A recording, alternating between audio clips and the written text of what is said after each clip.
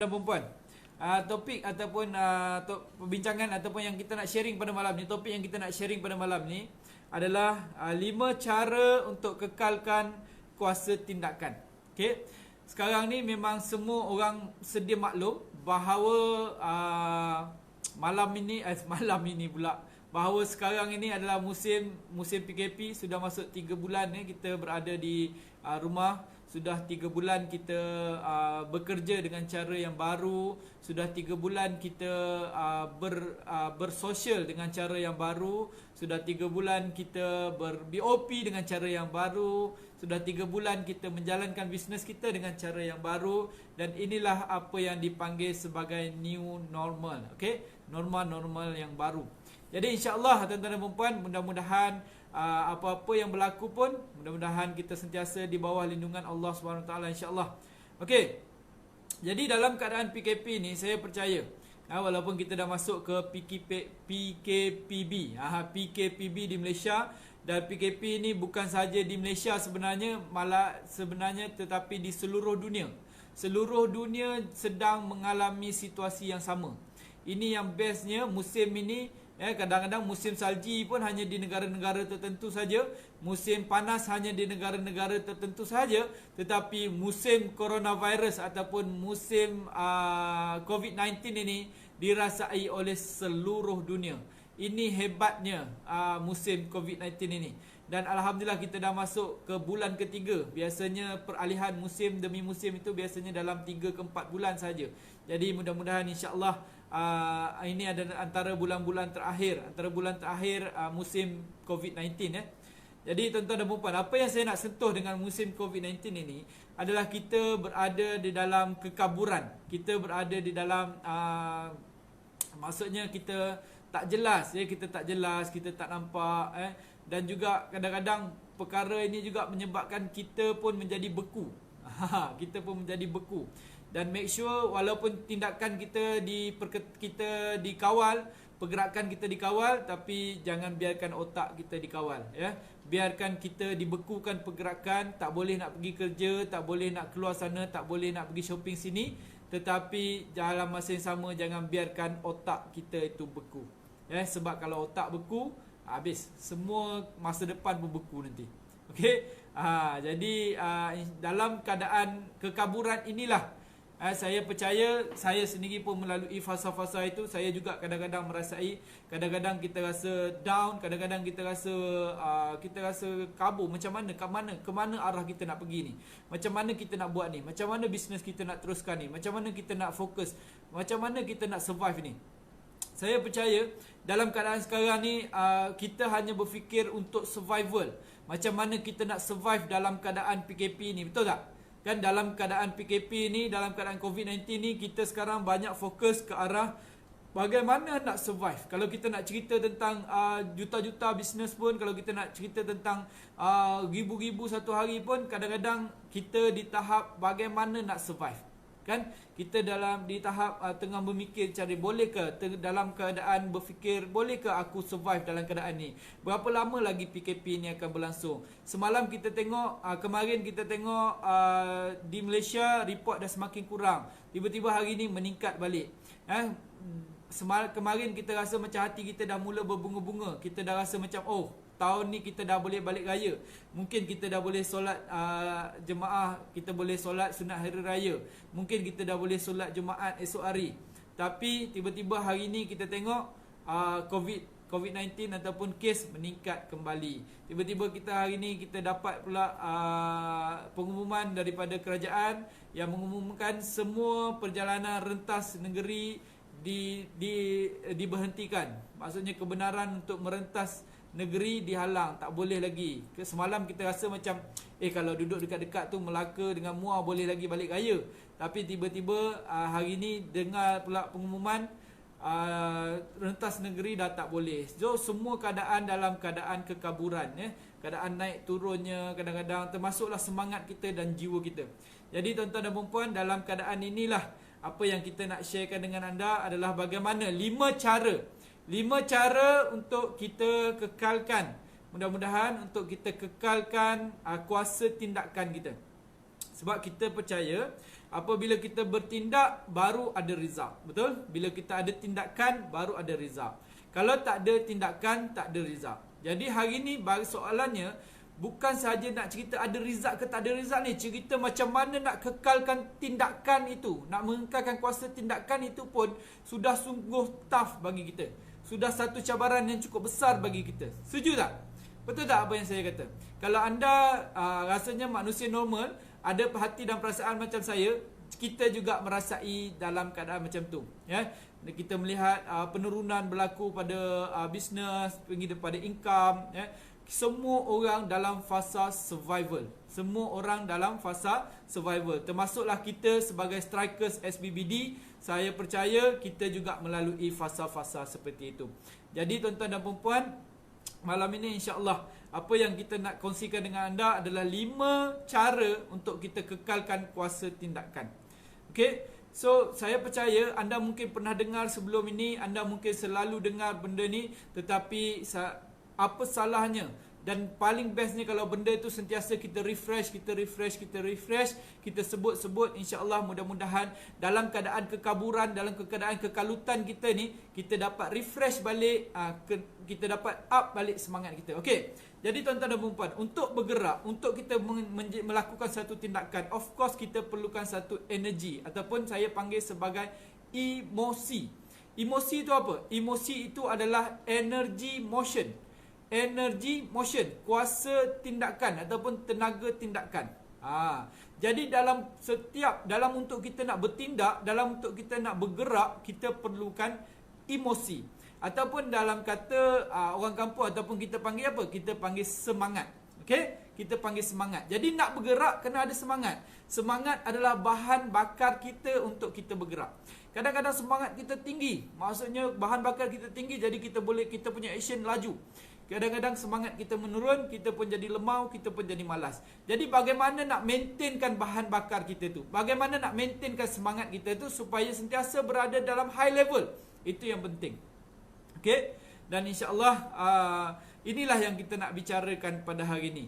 Semangat ataupun dengan kata lainnya adalah emotion. Anda boleh tulis dekat bawah bahagian komen. Semangat sama dengan emosi. Emosi sama dengan emotion. E itu terdiri daripada, okey. Saya nak tulis dekat sini ya. Kita sama-sama share. Okey, sekejap saya ambil saya punya. Okey, emotion. Anda boleh tulis sini tu Apa yang dikatakan semangat itu adalah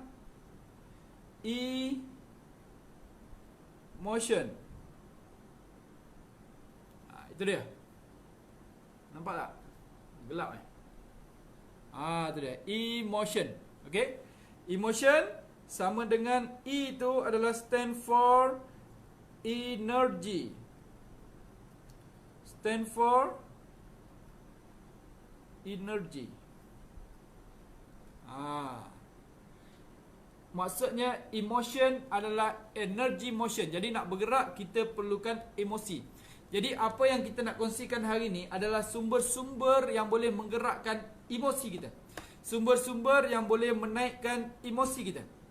Sumber-sumber ataupun kaedah-kaedah, cara-cara, perkara-perkara yang boleh meningkatkan emosi kita. Itu yang penting. Okey. Jadi tuan-tuan dan puan-puan, untuk kita sentiasa kekal, sentiasa maintain kita punya emosi, kita punya kuasa tindakan kita, yang pertama sekali ini kalau anda pergi hadir mana-mana seminar kepimpinan, mana-mana seminar mengenai kekuatan diri, membina kekuatan diri, yang pertama ini sentiasa disebut, iaitu apa yang kita panggil sebagai Big Why. Saya percaya walaupun sentiasa disebut, namun kadang-kadang tak semua orang fokus. Tak semua orang betul-betul tulis Big Why anda. Tak semua betul-betul realize apakah Big Why anda. Okey? Tuan-tuan dan puan-puan, Big Why ini apa? Okey, sekarang apa yang kita buat dalam sistem baru buat duit, dalam sistem baru buat duit, dalam usaha kita hari ini, kita buat untuk kita ubah hidup kita, betul? Kita nak ubah hidup kita ke arah yang lebih baik. Kita nak ubah status keuangan kita. Kita nak ubah hidup kita. Kita nak capai apa yang kita nak. Itu sebenarnya. Jadi apa yang dikatakan Big Y ini adalah satu alasan terbesar kenapa anda harus berjaya capai apa yang anda nak capai. Kenapa anda harus berubah apa yang anda nak ubah. Itu dia. Kenapa anda harus berjaya. Kenapa anda mesti berjaya dalam perjuangan kali ini. Kenapa anda mesti berjaya dalam sistem baru buat duit kali ini. Itu dia. Big Y anda. Okey. Tuan-tuan dan perempuan. Kadang-kadang Big Y ini tak cukup besar. Kadang-kadang Big Y ini tak cukup jelas. Bukan sekadar tak cukup besar, tetapi tak cukup jelas kepada kita. Ada orang, ada di antara kita, apabila tak jelas dengan Big Y. Okey, apa contoh Big Y kita? Contoh Big Y kita. Aku harus berubah sebab apa? Ia berkaitan, kita lebih kepada unsur emosi. Kenapa kita harus berubah dalam kehidupan? Adakah kita berubah sebab aku nak berubah sebab aku tak boleh tengok anak-anak aku hidup dalam keadaan macam ni?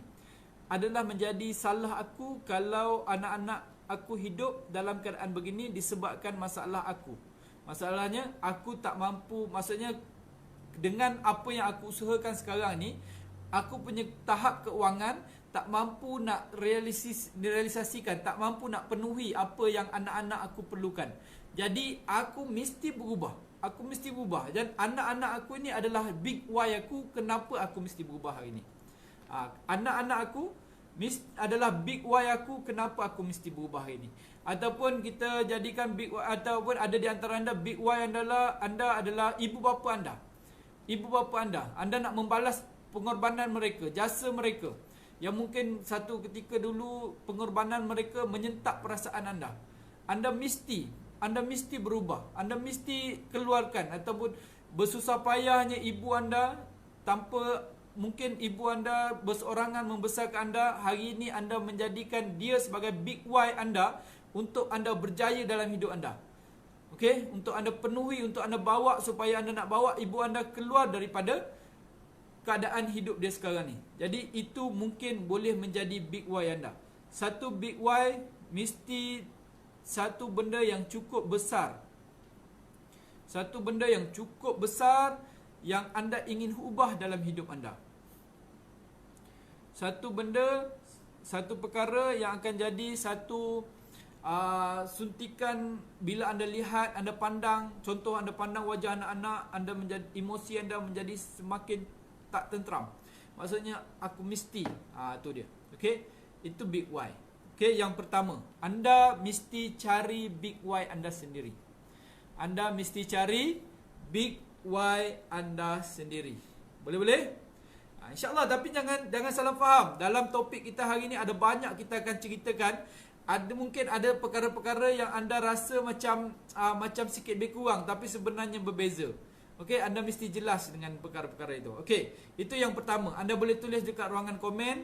Yang pertama, 5 cara untuk kita kekalkan tindakan kita. Anda mesti jelas dengan Big Y anda. Ketika anda lupa, ketika anda down, ketika anda rasa tak semangat, anda lihat pada Big Y anda. Kalau anda jadikan anak-anak sebagai Big Y anda, ketika anda down, lihat wajah anak-anak anda. Lihat wajah anak anda satu persatu. Letakkan gambar mereka besar-besar dalam bilik anda. Di dalam bilik tidur anda. Ketika anda bangun saja, anda nampak gambar anak-anak. Jadikan mereka itu Big Y, dia akan bagi suntikan semangat untuk kita bingkas bangun. Untuk kita bingkas bangun. Kalau anak-anak menjadi Big Y anda. Kalau ibu ataupun bapa anda menjadi Big Y anda, tampalkan gambar ibu anda besar-besar. Pahatkan dalam minda anda. Setiap kali anda rasa down, setiap kali anda rasa lost, anda lihat wajah ibu anda. Bila anda lihat wajah ibu anda, sekiranya itu adalah Big Y anda, maka anda akan datang semangat itu. Anda akan datang. Anda punya semangat untuk bertindak. Okey? Itu yang pertama. Apa yang kita panggil sebagai Big Y. Jadi tuan-tuan, yang kedua. Yang kedua apa? Yang kedua di sini saya gariskan, anda mesti ada. Yang kedua saya gariskan di sini, anda mesti ada big dream. Yang tadi yang pertama adalah Big Y. Yang kedua adalah Big Big dream. Kenapa saya katakan big ni? Sebab ada orang dia rasa seolah-olah dia ada big why, tetapi sebenarnya why dia tak cukup big. Okey. Ada orang setengahnya dia kata dia ada big dream, tapi sebenarnya dia punya dream tak cukup big. Tuan-tuan dan puan-puan, apa yang saya maksudkan dengan big dream? Ini adalah perkara yang kedua yang akan membuatkan kuasa tindakan anda, yang akan membakar kuasa tindakan anda. Anda boleh tulis di bawah di ruangan komen. Yang kedua, big dream. Apa maksud big dream? Big dream adalah impian. Impian yang anda mesti capai dalam hidup anda. Anda mesti capai. Keinginan yang anda betul-betul nak. Big dream adalah keinginan yang anda betul-betul nak. Tuan-tuan dan puan-puan, ada orang teringin tapi dia tak cukup sungguh-sungguh nak. Maksudnya apa? Dia teringin saja, tetapi dia masih boleh tidur lena, okay? Mandi masih basah. Tapi kalau big dream ini adalah impian yang membuatkan anda tidur tak lena, mandi tak basah, makan tak kenyang kalau tak dapat. Itu yang dipanggil big dream.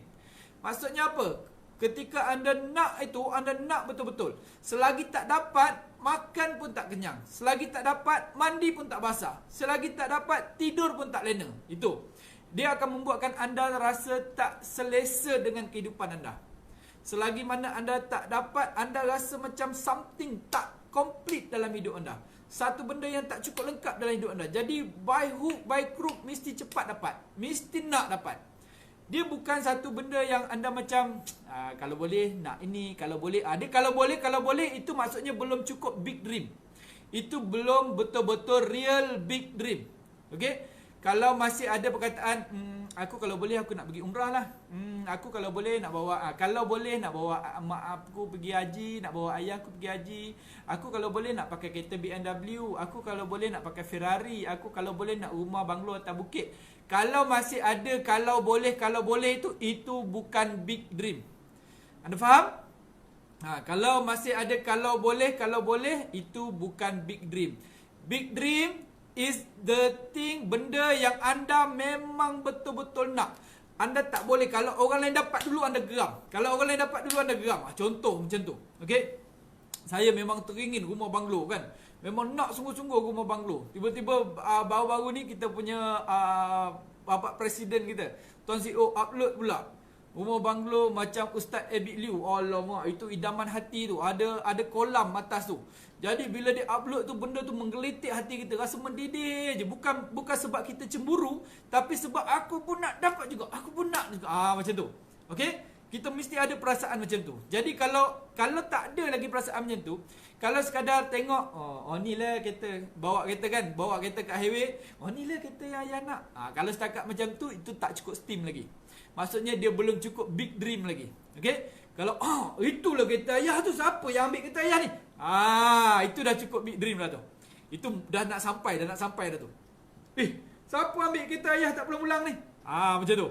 Kan cakap sungguh-sungguh seolah-olah macam kereta kita tu. Nampak je kereta idaman kita depan mata, lalu depan mata memang mengaku terus kereta kita. Macam tu. Okey? Sampai dia melekat dalam kepala ni. Dan bila sebut big dream, it must go to detail. Anda mesti detailkan dia. Dia datang dalam minda anda betul-betul nak, kemudian anda mesti detailkan. Kenapa anda nak detailkan? Sampai anda dah rasa anda betul-betul dapat. That's why itu yang kita panggil big dream. Anda nak rumah banglo yang macam mana? Sampai anda betul-betul rasa betul-betul dapat. Itu dia. Anda nak kenderaan, nak kereta mewah, nak kereta macam mana? Anda mesti fikir, anda mesti rasa sampai dapat. Mesti tahu detail, color apa, tayar besar mana, harga berapa, kat mana aku boleh dapat. Itu baru nama dia big dream. Dia seolah-olah macam mana orang gambarkan, macam mana orang gambarkan si teruna dengan si dara yang sedang bercinta, yang memang betul-betul nak. Memang betul-betul nak sampaikan satu masa tu kalau tak dapat pun tengok bumbung pun jadi lah. Macam tu lah. Macam kita pun kalau nak kereta tu nak sungguh-sungguh ni. 1 bulan kalau tak nampak bayang dia tak boleh. Mesti kalau katalah belum dapat lagi, dapat pergi tengok showroom dia pun jadi lah. Macam tu. Itu nama dia big big dream. Jadi big dream ni anda jangan sekadar simpan dalam otak. Anda percaya tak kalau big dream anda simpan dalam otak, sekarang ni saya tanya apa big dream anda? Anda jawab, katalah anda jawab, oh saya nak itu, nak itu, nak itu. Bulan depan saya tanya balik apa big dream anda akan jawab lain. Dan itu menandakan apa? Itu menandakan anda tak cukup jelas, anda tak nampak, anda tak betul-betul realize apa yang anda nak. Anda belum cukup-cukup nak. Kalau disebut big dream ni, kalau saya tanya awal tahun dulu apa yang kau nak, selagi mana kau tak dapat, itulah jawapan dia. Itu baru betul-betul big dream. Selagi tak dapat, itulah jawapan kau. Dia takkan ubah-ubah. Faham tak? Dia takkan ubah-ubah, dia takkan lari daripada otak kita. Dia sentiasa ada dalam otak kita, sentiasa ada dalam minda kita. Sentiasa nak. Jadi caranya macam mana? Caranya diajar oleh orang-orang, kalau anda pergi ke bengkel-bengkel motivasi dan sebagainya, sebenarnya benda ni betul dan buatlah. Dan benda ni saya dah buat. Caranya adalah realizekan dalam bentuk drawing. Dan sekarang ni tuan-tuan dan perempuan, saya suka panggil vision board. Sebab apa vision board? Vision board kita boleh lekatkan dan kita boleh nampak hari-hari. Kalau kita buat video pun mungkin kita tak nampak hari-hari. Okey? Tapi anda ada kecanggihan sekarang ni, anda ada macam-macam, ada YouTube, ada Facebook dan sebagainya, ada telefon boleh buat video dan sebagainya, buatlah. Bagaimana cara untuk anda menzahirkan, untuk anda membuatkan dia nampak, membuatkan dia zahir, membuatkan dia live depan mata anda, buatlah bagaimana caranya pun. Ataupun cara yang paling simple adalah buat vision board. Vision board, pastikan ada vision board anda lekat dekat dalam bilik tidur anda. Anda bangun setiap pagi nampak, bangun setiap pagi nampak, bangun setiap pagi nampak. Dan benda inilah dia akan menjadi pembakar ataupun penggerak anda. Okey, dia akan menjadi untuk mengekalkan kuasa tindakan anda. Dia akan menjadi pengekal kepada kuasa tindakan anda. Itu yang kedua. Nama dia big. Nama dia apa? Big dream. Okey, nama dia big dream. Jadi tuan-tuan dan puan-puan, jangan kisah. Kadang-kadang anda rasa malu dengan impian anda. Anda rasa anda tak capai. Tuan-tuan dan puan-puan, saya nak cerita tentang impian. Impian bukan diukur dengan siapa anda sekarang ni. Impian bukan diukur dengan keupayaan anda sekarang ni. Ada orang takut berimpian sebab dia tengok siapa dia pada waktu sekarang ni. Faham tak maksud saya? Dia takut untuk mencipta impian tu disebabkan dia terlalu melihat siapa dia sekarang ni. Dia melihat dengan keuangan dia yang tak cukup, dengan usaha dia yang pemalas kan. Dengan lebih kepada orang melihat kepada keuangan lah. Orang melihat kepada kekuatan keuangan dia tak cukup. Jadi dia takut nak berimpian lebih besar. Anda jangan buat macam tu. Bila disebut big dream itu, anda bebas bermimpi. Anda jangan fikir kekuatan ataupun kekuatan keuangan anda sekarang. Anda punya impian adalah ketika anda dah mencapai kekuatan keuangan anda untuk capai benda yang anda nak tu. Okey? Impian anda, contoh maksud saya macam ni. Anda berimpian nak pakai kereta harga RM400,000, nak pakai kereta Mercedes RM400,000. Sekarang income anda RM2,000 sebulan. Memang kalau anda tengok pada income RM2,000 sebulan, nak pakai kereta RM400,000 macam mana? Betul? Jadi anda akan takut bermimpi. Jadi sekarang ni anda nak bermimpi, jangan ukur pada, orang kata ukur baju badan sendiri. Betul? Itu tak boleh pakai. Dalam kita nak berimpian, ukur baju badan sendiri tak boleh pakai. Okey? Dalam kita nak berimpian, kena ukur baju badan sendiri yang akan datang. Maksudnya di 5 tahun akan datang, kita dah bayangkan dah kita macam mana, income kita berapa, kita dah boleh pakai apa yang kita nak. Macam tu maksud dia. Okey? Kalau anda ukur pada baju sekarang, memang tak jadi apa. Faham? Anda akan datang rasa takut untuk bermimpi. Jadi hari ni, buangkan rasa takut bermimpi. Buangkan rasa takut untuk berimpian besar. Fokus, bina big dream anda. Hari ni saya cakap berkobar-kobar, tapi kalau anda tetap tak bina anda punya big dream, anda tetap tak ada kuasa tindakan. Kenapa ramai orang hari ni boleh lepak santai dekat rumah? Sebab mereka tak ada impian cukup besar. Okey? Jadi bila tak ada impian cukup besar, cukuplah kalau ada income RM2,000, RM3,000 sebulan, itu dah okey. Dan kadang-kadang, saya nak share dengan anda, orang kita ni, mereka takut berimpian besar, ataupun kadang-kadang impian besar kita ni selalu diganggu. Diganggu oleh apa? Diganggu oleh fahaman, konon-kononnya fahaman keagamaan. Konon-kononnya kezuhudan. konon-kononnya kesyukuran. Ini kesilapan kita, ataupun ramai orang yang menyebabkan mereka tidak mampu ataupun tidak berani untuk bermimpi besar.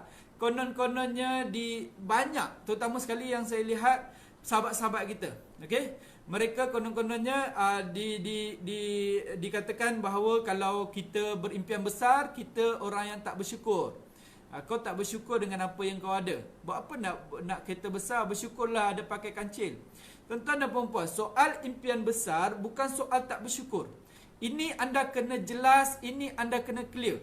Biar orang kata anda tak bersyukur, itu soal orang lain. Tapi soal syukur tak syukur adalah soal hati anda. Saya punya prinsip senang. Kalau kita bersyukur, tandanya satu saja. Allah Ta'ala bagi kat kita tandanya. Kalau kita bersyukur, apa tanda dia? Apa tanda dia kalau kita bersyukur? Senang saja tuan-tuan dan puan-puan. Dalam satu ayat cukup jelas Allah Ta'ala tulis, ya. Dia kata apa? La in syakartum la azidannakum. Barang siapa yang bersyukur, maka aku akan tambahkan bagi dia. So, saya jadikan itu adalah indikator.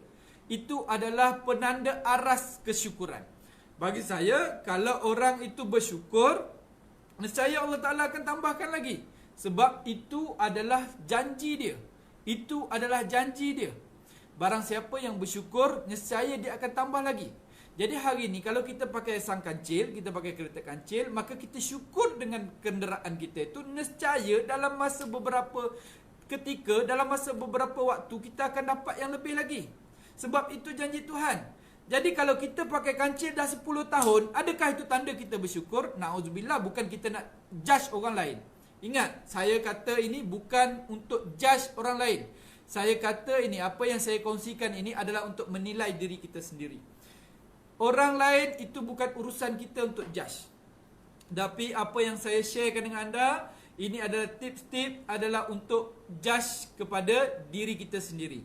Jadi hari ini, kalau kita pakai kancil, setahun, 2 tahun masih lagi kancil, 3 tahun masih lagi kancil, 4 tahun masih lagi kancil, pada saya senang saja.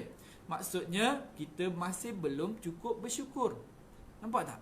Okey, jadi jangan takut untuk big dream, untuk membina impian yang cukup besar. Jangan jadikan alasan-alasan, konon-konon alasan-alasan keagamaan. Nanti tak zuhud, nanti kejar dunia, kan? Kejar dunia. Tuan-tuan dan puan-puan, orang yang tak kejar dunia itulah yang sepatutnya jadi kaya raya, berbanding dengan orang yang kejar dunia. Kalau anda seorang yang tak kejar dunia, sepatutnya anda lah yang jadi kaya raya. Patutnya kekayaan duduk di tangan anda. Barulah kekayaan itu dapat diuruskan untuk kebaikan ummah, untuk kebaikan negara, untuk kebaikan masyarakat. Tapi kalau kekayaan itu jatuh dekat tangan orang yang ingat dunia, orang yang gila dunia, macam mana? Tapi sayangnya hari ini, orang yang tak gila dunia, orang yang tak ingat dunia tu, orang yang tak kejar dunia tu, mereka tak nak kekayaan. Sepatutnya mereka inilah yang menguruskan kekayaan. Kalau mereka menjadi pengurus-pengurus kekayaan, nescaya kita semua dalam keadaan yang makmur. Betul tak? Jadi hari ini tuan-tuan dan puan-puan, kalau tuan-tuan rasa diri itu baik, diri itu bagus, jemputlah kekayaan. Jadilah orang yang kaya, tuan-tuan dan puan-puan, supaya anda menjadi seorang pengurus kekayaan yang terbaik. Okey, supaya kita menjadi pengurus kekayaan yang terbaik. So mulai hari ini, jangan berhenti ataupun benalah big dream. Benalah impian yang besar. Hari ini tolong, please, saya minta tolong. Saya minta tolong sangat-sangat, terutama sekali masyarakat kita, terutama sekali kawan-kawan kita, tolong ada impian. Dan impian itu bermimpilah sebesar-besarnya dan bermimpilah sesungguh-sungguhnya. Yang saya katakan sesungguhnya, saya ulang balik kata-kata saya tadi. Bermimpi seolah-olah benda yang anda impikan itu, kalau tak dapat, tidur tak lena. Kalau tak dapat lagi, mandi tak basah. Kalau tak dapat lagi, makan tak kenyang. InsyaAllah, dia akan jadi satu perkara yang boleh mengekalkan kuasa tindakan anda. Okey? Kalau anda ada big dream yang cukup besar, dia akan jadi satu perkara yang boleh mengekalkan kuasa tindakan anda. Itu yang kedua. Itu yang kedua. Okey? Yang kedua. Yang pertama tadi big why, yang kedua adalah big dream. Yang ketiga, malam ini kita nak kongsikan big reason. Ini saya katakan sebagai yang ketiga adalah big reason. Malam ni kita nak cerita big semua ni. Alasan-alasan yang besar yang kenapa anda mesti berjaya. Alasan-alasan yang besar yang anda mesti tuliskan kenapa anda mesti berjaya. Senaraikan sebanyak mungkin alasan-alasan dan kemudian anda pilih 10 alasan yang terbesar. Daripada 10 tu anda keluarkan, pilih 5 alasan yang paling penting. Yang daripada 5 tu anda pilih 3 yang paling penting alasan anda mesti berjaya. Kalau tak ada 3 alasan pun, maksudnya anda belum tentu. Maksudnya anda tak ada reason kenapa anda perlu berjaya. Kenapa anda perlu ubah hidup. Kenapa anda perlu sukses. Kenapa anda perlu bergerak. Kenapa anda perlu bertindak. Anda tak ada alasan. Anda tak ada cukup banyak reason yang membuatkan anda boleh bergerak. Okay. So, saya share dengan anda big reason. Anda senaraikan.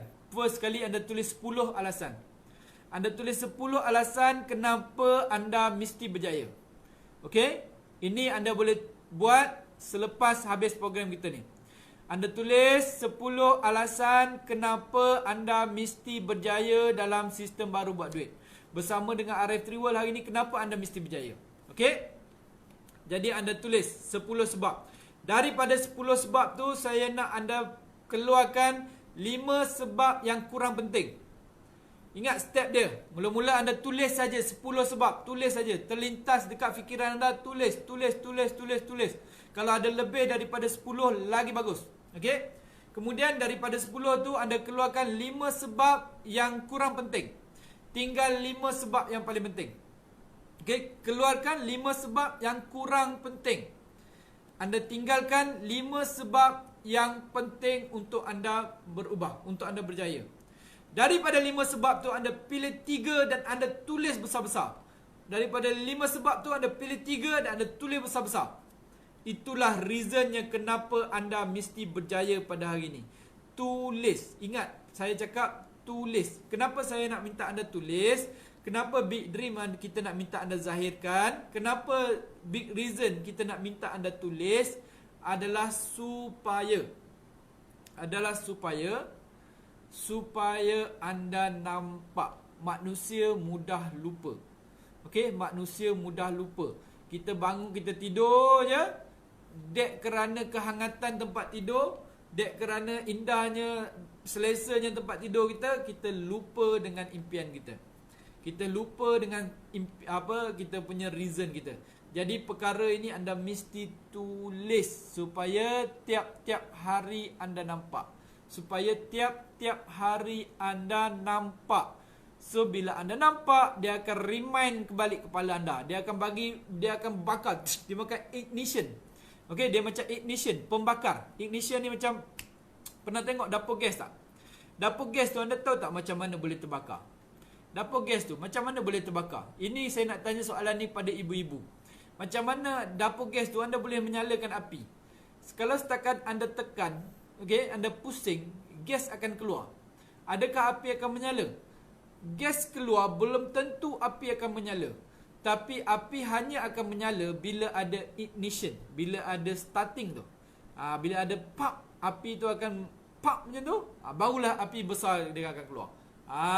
Jadi ini ignition inilah yang anda penting. Yang kita nak, inilah benda yang kita nak tulis, yang kita nak lekat kat dinding. Dia sebagai pencetus. Dia sebagai pencetus untuk membakar kuasa tindakan kita. Boleh? Okey. Itu yang ketiga. Yang ketiga. Saya rasa yang ketiga dah tak cukup masa dah ni. Big reason. Yang keempat saya nak share dengan anda 4 perkara yang keempat yang boleh membuatkan ataupun untuk kekalkan kuasa tindakan. Perkara yang keempat untuk mengekalkan kuasa tindakan kita, anda mesti ada big pressure. Big pressure. Ni yang keempat. Okey, saya tulis yang keempat. Big juga. Malam ni kita semua nak cerita big je ni. Big pressure.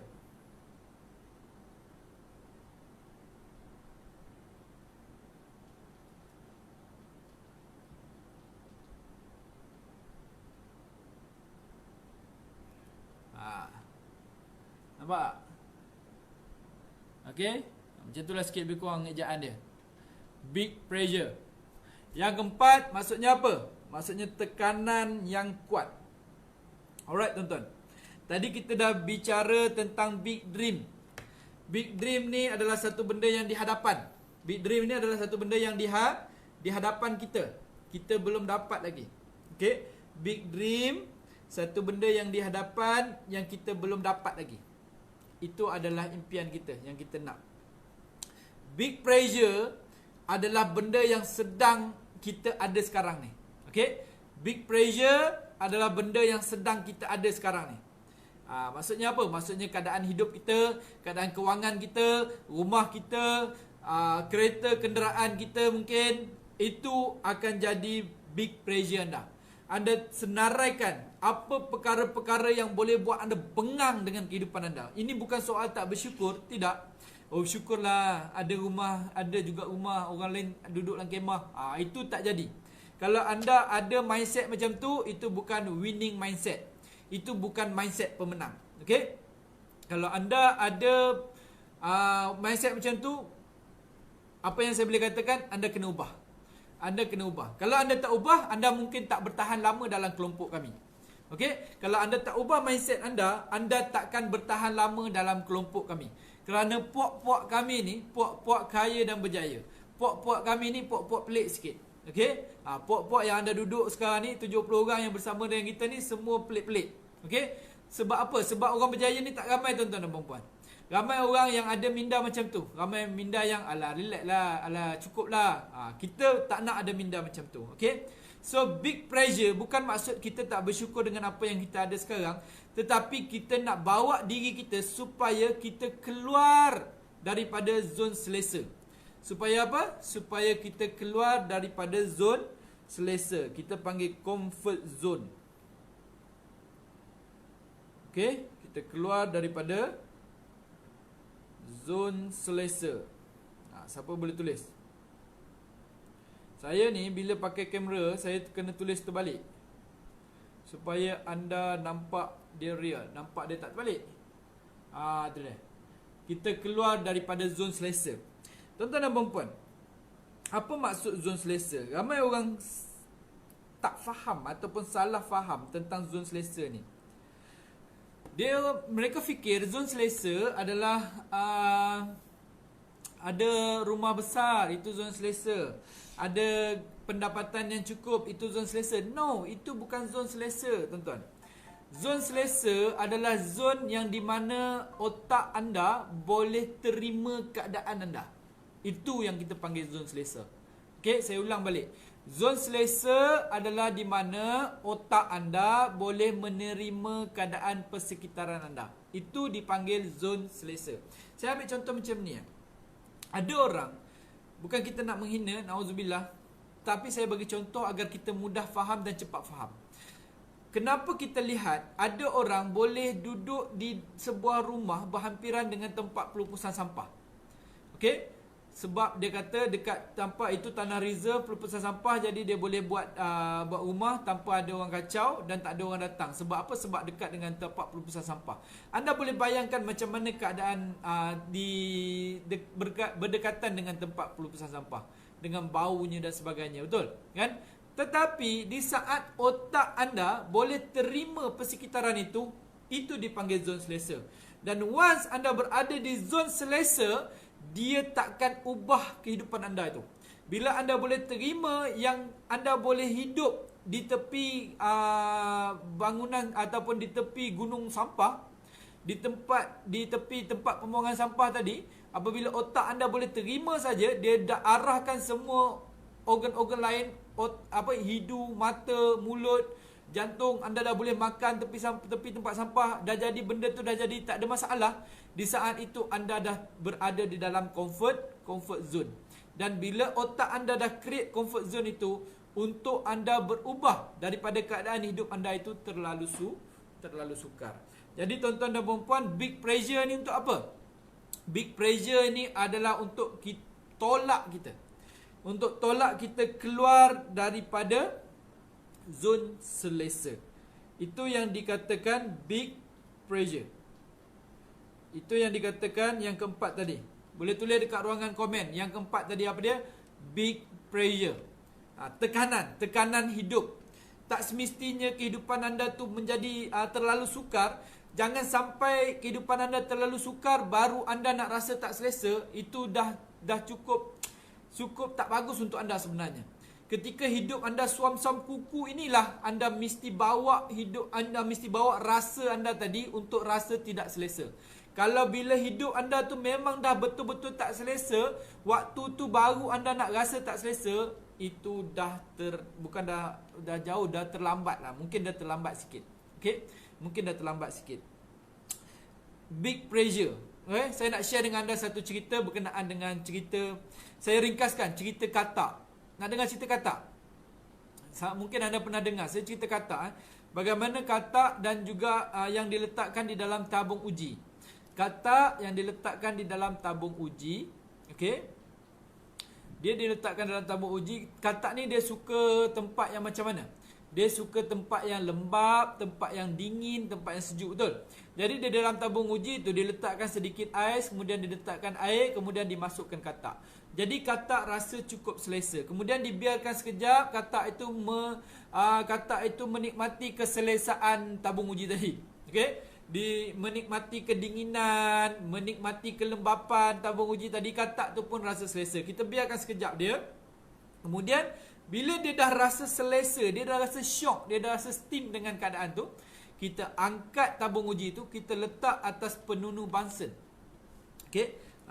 Katak, ni saya lukis gambar dia. Katak, ada seekor katak.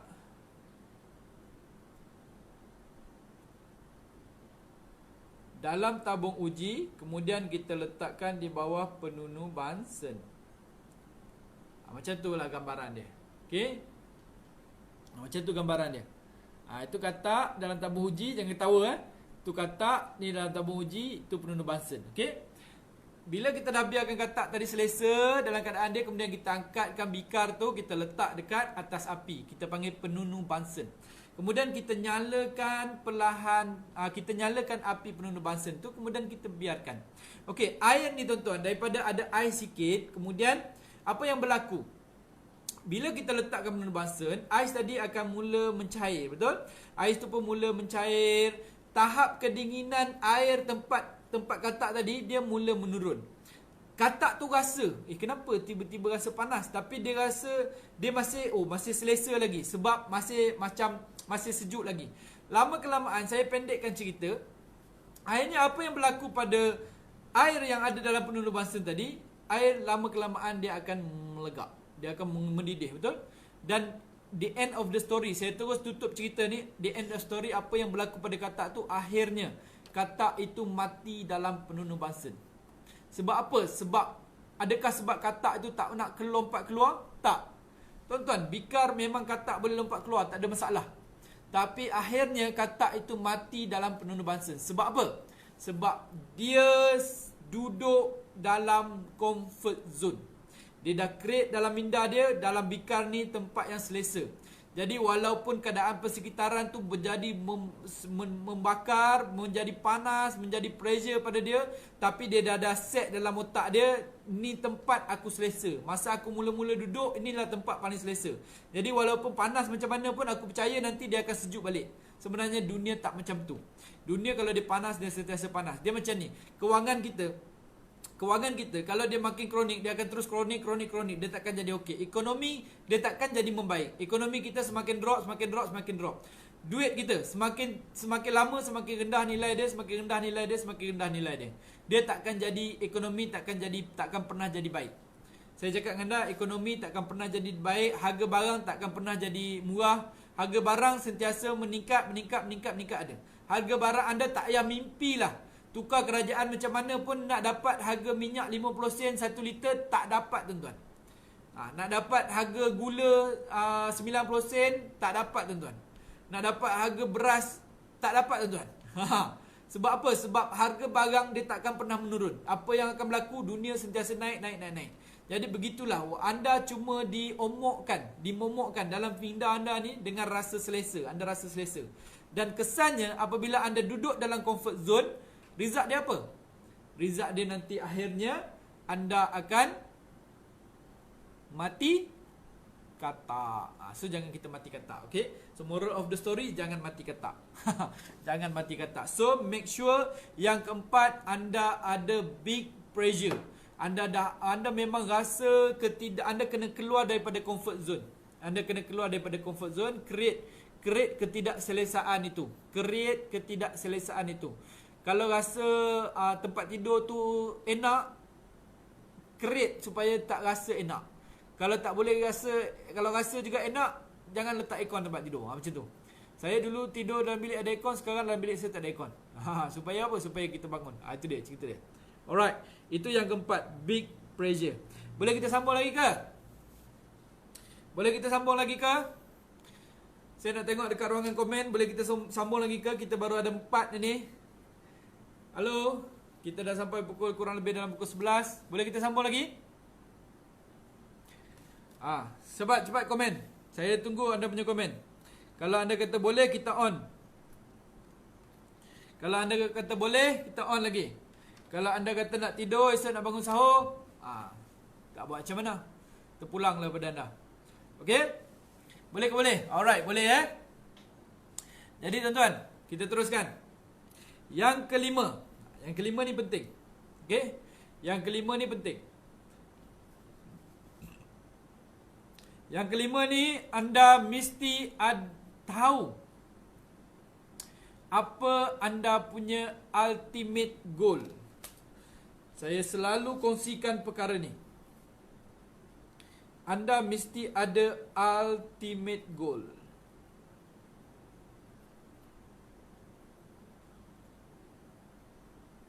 Apa yang saya maksudkan dengan ultimate goal? Okey? Tulis dekat ruangan komen. Yang kelima, anda mesti ada ultimate goal.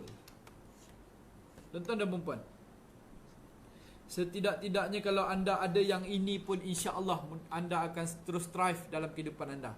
Sebab bagi saya, yang the most important thing is ultimate goal.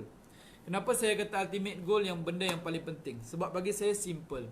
Kalau kita big why, contoh kita flashback balik. Kita cakap big why kita. Aku mesti berjaya sebab aku nak mak aku bahagia. Aku nak ibu aku bahagia. Aku nak anak-anak aku bahagia. Tuan-tuan dan puan-puan, selain daripada Allah, semua benda yang dalam semua makhluk adalah tak kekal. Kita jadikan big why kita jadikan big reason kita anak-anak.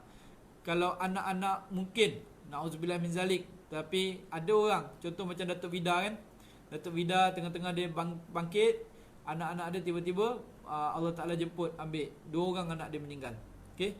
So, kalau kita kadang-kadang kalau kita tak ada ultimate goal, kalau kita hanya ada sekadar big why, kita hanya ada big dream, kita hanya ada big reason, kadang-kadang benda ni tak cukup kuat. Sebab apa? Sebab apabila kita jadikan makhluk sebagai kita punya sasaran, makhluk anytime dia boleh hilang. Jadi contoh, saya ambil contoh macam ni. Kalau kita katalah kita jadikan vision kita ataupun kita punya life, kita punya sasaran, life goal kita adalah nak bahagiakan ibu kita. Sometimes tiba-tiba Allah Ta'ala lebih sayang ibu kita. Allah Ta'ala jemput ibu kita. Akhirnya kita dah tak ada ibu kita. So di saat ibu kita tak ada, adakah kita punya life akan terhenti? Adakah kita punya big dream ataupun big why kita hilang? Jadi kalau big why kita hilang di saat itu, kita akan rasa down, kita akan rasa jatuh dalam hidup kita. Kita akan rasa hilang semangat. Betul tak? Kalau kita tak ada satu perkara lagi yang kita panggil ultimate goal. Jadi ultimate goal ini tuan-tuan dan puan-puan, dia akan cover up semua benda tadi. Dia akan cover anda punya big why, dia akan cover anda punya big dream, dia akan cover anda punya big reason, dia akan cover anda punya big pressure. Sekiranya anda ada ultimate goal. Apa maksud saya ultimate goal? Ultimate goal adalah dalam kehidupan kita sebenarnya, apa yang kita nak? Dalam kehidupan kita sebenarnya, adakah kita sekadar nak rumah yang cantik? Adakah sekadar kita nak kereta? Adakah sekadar kita nak duit banyak? Adakah sekadar kita nak kasih sayang? Adakah kita nak kebahagiaan? Adakah kita sekadar nak ketenangan? Atau apa yang kita nak? Saya terus bagi jawapan kepada anda. Sebab saya tak boleh nak bersoal jawab dalam sesi FB Live ni kan.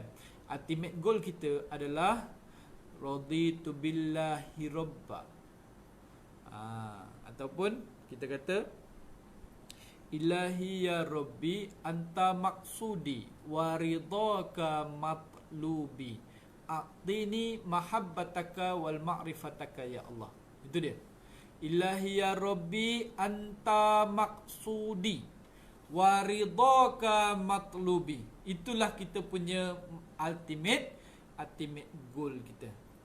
Kita dalam kehidupan kita adalah kita nak cari ataupun kita nak kenal Tuhan dan kita nak dapat redha Allah dalam apa yang kita buat pun, dalam apa yang kita buat pun, dalam bidang apa yang kita ceburi pun, termasuklah dalam kita jadi strikers SBBD ni pun, sebenarnya kita nak dapat redha Allah. Itu yang paling penting. Jadi kalau anda letakkan ultimate goal anda nak dapatkan keredaan Allah, itu jadi satu tonggak anda, satu impian yang paling besar sekali, satu sasaran, satu target anda, insya-Allah.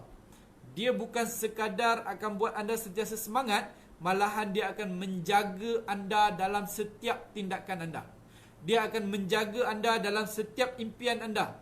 Dia akan menjaga anda dalam setiap strategi anda. Ini dia. Ultimate goal adalah sangat penting. Ramai orang terlupa dengan ultimate goal. Mereka mengejar, itu yang dikatakan mengejar sesuatu. Kalau tak ada ultimate goal, kita tak ada guidance, kita tak ada yang guide kita untuk terus bergerak. Saya bagi contoh macam ni ya. Kalau orang tak ada ultimate goal, dia cuma ada big dream, dia akan capai impian dia dengan apa cara sekalipun. Betul? Dia hanya ada sekadar dia ada big dream saja, tetapi dia tak ada ultimate goal. Dia akan menyebabkan apa? Akan menyebabkan orang itu hanya akan berusaha berumpas pulas, macam mana cara dia pun dia akan pasti untuk dapat juga. So tak kisah jalan tu betul ataupun jalan tak betul, dia akan buat juga. Tapi kalau kita ada bersama dengan ultimate goal, kita nak realisasikan, kita nak capai big dream kita, tapi dengan jalan yang betul. Tak ada cerita nak sailang orang ke apa ke, tak ada. Okey? Jadi kita akan buat cara kerja kita, insya-Allah kita akan sentiasa ada panduan, kita akan sentiasa dijaga, sentiasa baik je dalam perjalanan kita. Itu sebab kenapa anda kena ada ultimate goal. Okey? Ultimate goal kita, saya ulang balik, ultimate goal kita adalah Ilahi ya Rabbi anta maksudi wa ridhaka matlubi a'tini mahabbataka wal ma'rifataka ya Allah.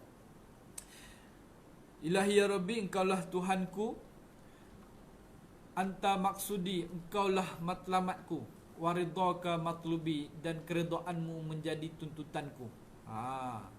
Engkaulah matlamatku dan keredaanmu menjadi tuntutanku, waridhaka matlubi, a'tini mahabbataka, limpahkanlah aku mahabbataka dengan kasih sayangmu, wal ma'rifataka, dan juga pengenalanmu. Itu yang kita kena sematkan dalam hati kita. Okey tuan-tuan dan puan, boleh? So, disebabkan anda malam ni saya tengok, wow, 70 orang konsisten bersama dengan kita.